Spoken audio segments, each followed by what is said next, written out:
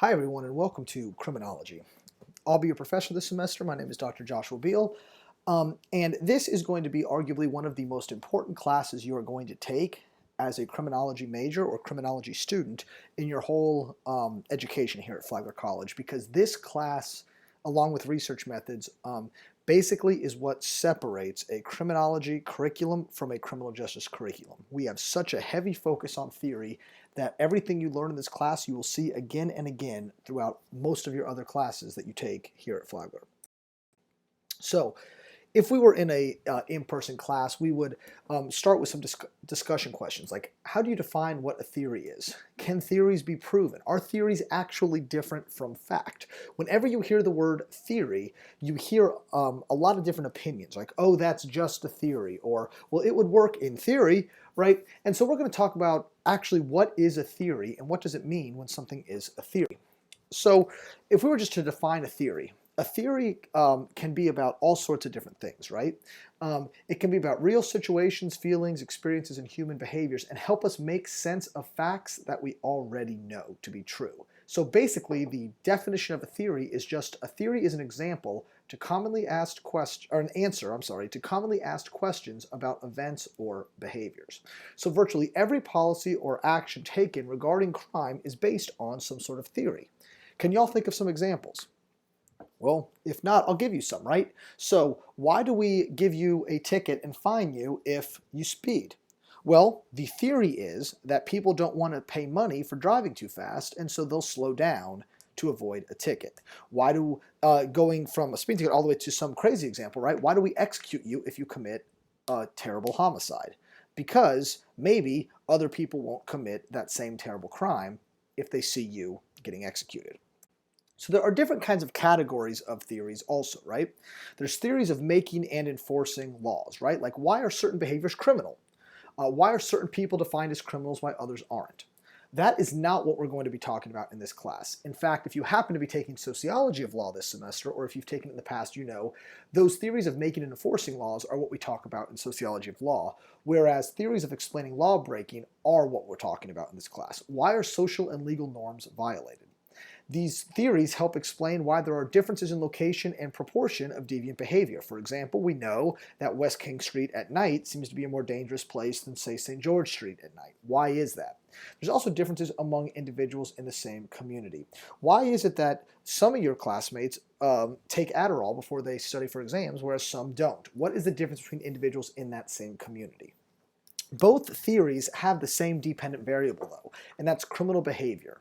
Every theory we talk about in this course is going to try and explain criminal behavior only, or at least it should only try and explain criminal behavior. You should not use these theories to try and explain anything absent that. So, criminological theories. We have to discuss how you evaluate a theory, right? In order to know that a theory is good, it has to have logical consistency, right? There should be a good scope, parsimony, testability, empirical validity, and policy implications. All of these things taken together help us evaluate the theory, and we're going to talk about all of these in some detail. So, logical consistency. The theory has to be internally consistent, right? For example, a very inconsistent theory would say that criminals are biologically different, but the way that we prove this is show who they hang out with. Is who you hang out with affected by your biology at all? Probably not, right? And so it's not very consistent to look at peer associations if you are examining a biological theory. It also should not have contradictions at all. The concepts need to be very clearly defined. If everything is too vague or sufficiently unclear, it's not good. And then also, the theory should be very logically stated. The scope of the theory also helps us evaluate a theory, right? The best theories account for all types of criminal behavior, not just one or two types. So for example, a theory that explains violent crime is better than a theory that explains just murder. A theory should also be parsimonious, right? It should have as very few concepts and propositions as possible to explain the widest range of phenomenon, right? So for example, there's a theory that says low self-control causes crime. That is a much better theory than one that states that age, race, religion, and gender or sex cause you to commit crime, right? One theory has one variable, the other one has five. or 4 or something. There's a number there. All right. Also, testability, right? If a theory is untestable, then it has no scientific value. And this is very, very, very important. If you cannot test a theory, it has no scientific value. All right? So, for example, if I said the reason people are criminals is because the devil is inside of them, well, how can we prove or disprove that that's true? How can we test it? A theory has to be testable in order for it to be a strong theory. A theory is testable if it can be measured by objective, repeatable evidence. And we'll talk about that throughout the course of the semester. The vast majority of issues with theories come with this testability issue. A theory cannot just fit known facts about crime. It also must be subject to empirical falsification. We never prove anything in social science, right? But we do disprove things quite frequently. So we need to be able to test the theory to evaluate if it works or not. Now, testability on its own is not enough because the test could show that it's wrong. Some common reasons a theory is untestable are as follows. One is tautology, and this will come up all over the place in this class, right? Tautology is basically just circular reasoning. And so if you look at alcoholism and drinking, this is a really good example of a tautology. A lot of people say stuff like, oh my gosh, my friend is an alcoholic. And then you ask them, well, how do you know they're an alcoholic? Oh my God, they drink all the time. Well, why do they drink all the time? Because they're an alcoholic. So what's the causal mechanism here? There is no causal mechanism in a tautology. We just go round and around in circles, right? He's an alcoholic because he drinks because he's an alcoholic with no actual beginning point in sight.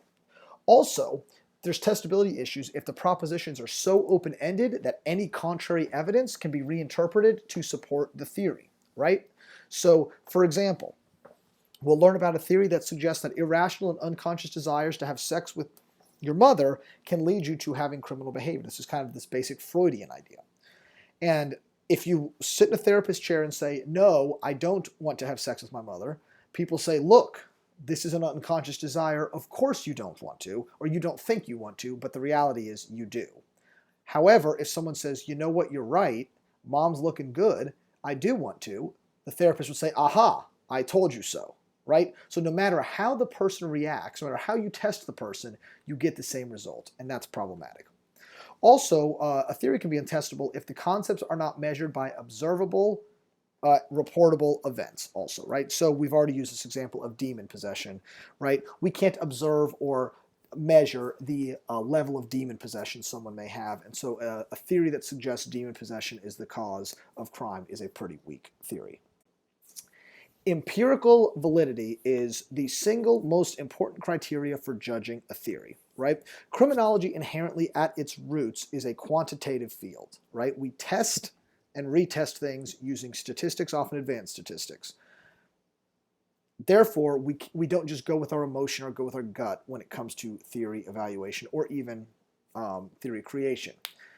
Empirical validity essentially means that the theory, when tested, or the lack of empirical validity means that the theory, when tested, does not have an effect. A theory could meet every other criteria, but if it fails the empirical validity section, the theory is useless and false. Which, of course, leads to the question what degree of empirical support is adequate, but regardless, we have to acknowledge we need empirical support for the theory. Now, to get to that question, empirical validity does not mean that the propositions always cause the crime. There's necessary versus sufficient conditions, right? So a necessary condition is X causes Y, right? So, for example, cigarettes cause lung cancer, right? If you smoke cigarettes, you will get lung cancer, right?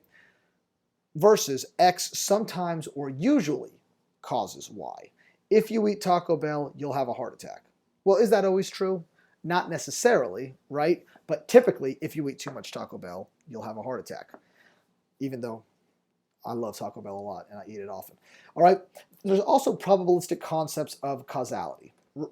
Virtually all behavioral theories are probabilistic. The only real proofs that there are in life, the only areas where we have set proofs are really in mathematics. Because human nature and behavior is so open to so many different variables, we can just say probabilistically this is what's going to happen in a certain situation. It's this idea of soft determinism, right?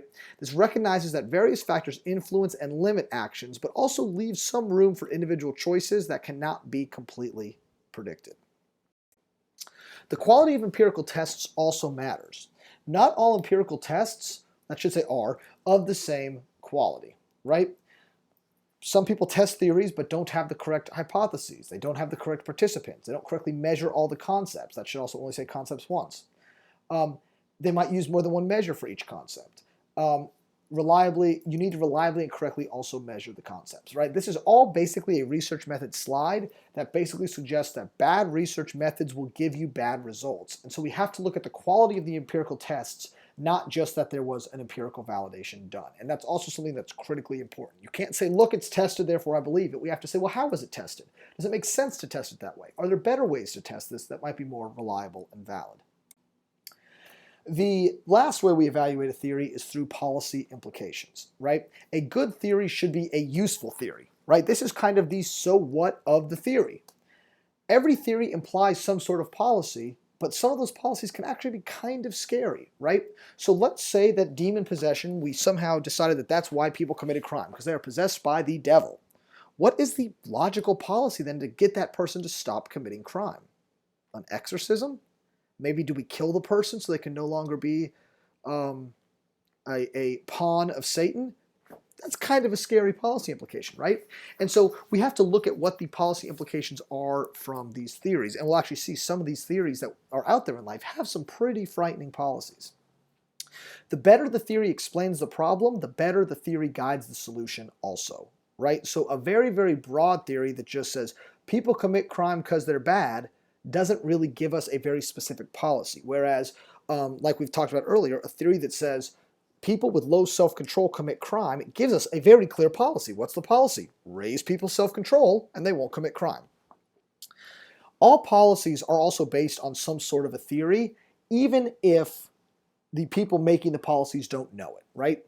But the big question is, how well is the policy guided by theory? And how good is the theory guiding the policy, right? It's not just adequate enough to say, look, I've got a theory here with my policy. We have to say, well, how good is that theory as well? There's different kinds of policy implications. There could be outcome evaluations or process evaluations to kind of test these policy implications to see how they work, right? So outcome evaluations offer the most credible results, and there's a pre-test and post-test and random assignment of subjects, right? So we think that, let's just say a theory suggests that if people go to church every week, they will commit less crime, right? So what we do is we take a group of criminals, we make one group go to church, the other group doesn't go to church, we test their criminal behavior before and after church, and we see if going to church actually matters, right? Or we can do process evaluations that measure if the program is being done in the proper way, right? We have a really strong theory, but then when we implement the policies, the outcome isn't there. Well, why not? The program may actually be a very poor adaptation of the theory. And so we have to evaluate the process to see, well, yes, we're making them go to church, but everyone's sleeping through church. And so is going to church really mattering other than just giving them a little extra rest on a Sunday? Arguably one of the most important parts of this lecture is this right here, and this is theory versus ideology. In the media today, when you watch the news, in political debates, these lines get blurred constantly. Theory is completely absent from emotion and principle. It is something that, it shouldn't say proven here, but it's something that can be empirically supported and validated, right? So, for example, a desire for a just, fair, and effective criminal justice system is not a theory. That's a desire, right? There should be no guns in America. Not a theory. That's something you just want, right? Discrimination should not be part of our criminal justice system. Again, not a theory. Low self-control causes crime. That is a theory. There's no opinion there. There's no emotion there. It's just low self-control causes crime. The weakest possible reason for accepting a theory is that it lines up with your own ideologies.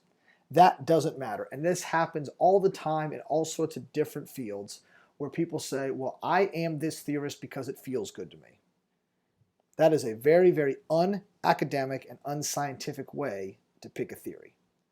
The way you like a theory is because you evaluate it in a very systematic, logical process. For example, if you decided you wanted beachfront property, but you couldn't afford to buy land on the beach and a house on the beach, so you buy the land and you pitch a tent near the ocean. Is that tent stronger than the house that's the concrete block house that's built next door to you just because you really, really like it? Of course not, right?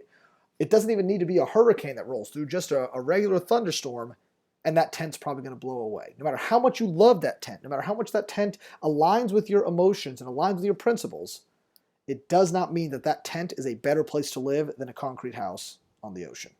And that's the exact same thing that's true with criminology and criminological theories. Your emotion and your principle have absolutely nothing to do with how we evaluate these theories. As you'll hear throughout this whole semester, if you have any questions at all or you ever need me, please feel free to reach out to me via email or through Canvas. And I look forward to a great semester with y'all.